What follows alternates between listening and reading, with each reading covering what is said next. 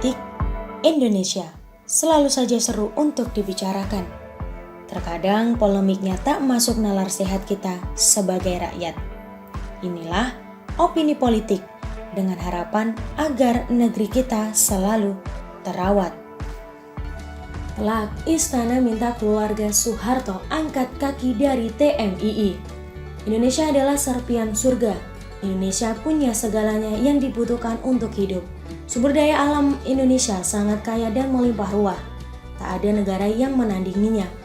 Namun yang menjadi pertanyaan, kenapa sampai sekarang belum seluruh rakyat Indonesia bisa hidup sejahtera? Jika ditanya seperti itu, saya akan menjawab salah satu faktor kenapa rakyat Indonesia belum seluruhnya sejahtera adalah karena Indonesia pernah dipimpin oleh diktator terkorup di dunia selama 32 tahun. Terpilihnya Soeharto mungkin menjadi musibah terbesar bangsa Indonesia, meskipun konon disebut Bapak Pembangunan. Namun, uang negara yang dikeruk oleh Soeharto dan keluarga sangat gila-gilaan, lengkap dengan kediktatoran yang membuat orang takut untuk memberontak karena tak lama kemudian bisa lenyap dari bumi. Soeharto boleh saja lengser di tahun 1998, namun tak ada yang berani mengusiknya.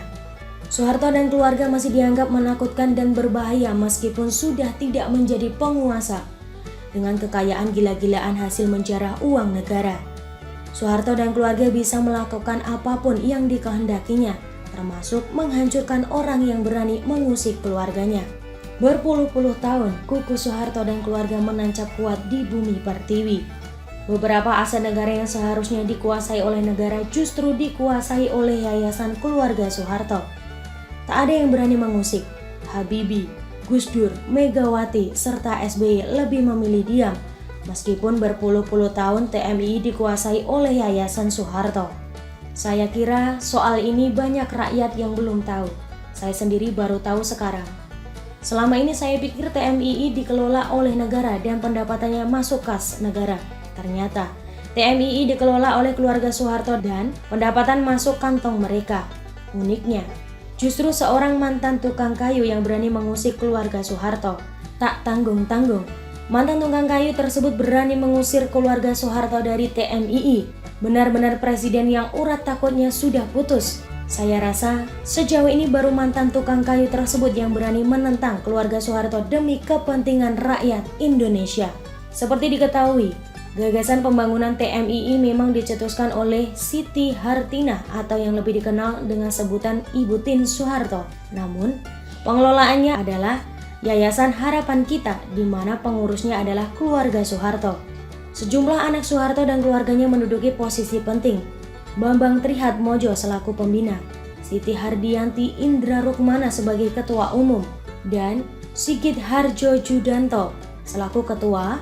Di situ juga tercatat suami Siti, Indra Rukmana, sebagai ketua pengawas. Melihat ketidakberesan ini, mungkin Jokowi sudah membereskan sejak periode pertama. Namun, dengan berbagai pertimbangan, akhirnya Jokowi bereskan di periode kedua yang tanpa beban.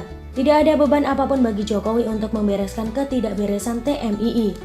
Presiden Jokowi lalu menerbitkan Peraturan Presiden atau Perpres nomor 19 tahun 2021 tentang pengelolaan TMII.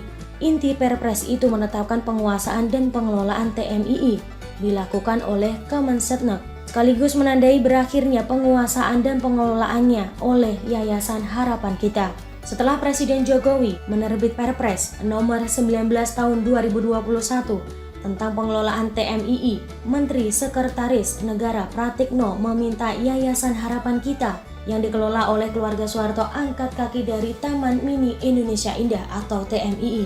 Pemerintah memberikan tenggat kepada yayasan tersebut selama 3 bulan. Dalam masa transisi, Yayasan Harapan Kita berkewajiban menyerahkan laporan pelaksanaan dan hasil pengelolaan, serta serah terima penguasaan dan pengelolaan TMII paling lambat 3 bulan setelah ditertibkannya Perpres nomor 19 tahun 2021 tentang pengelolaan TMII.